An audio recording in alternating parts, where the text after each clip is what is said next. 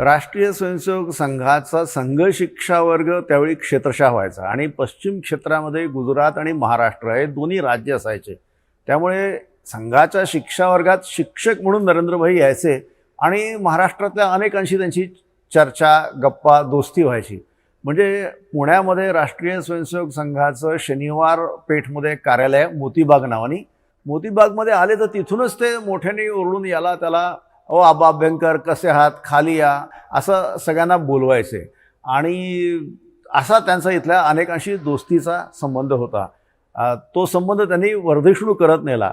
म्हणजे त्या काळात काही प्रचारकांनी जाणून बुजून स्वतः मराठी शिकण्याचा अभ्यास केला.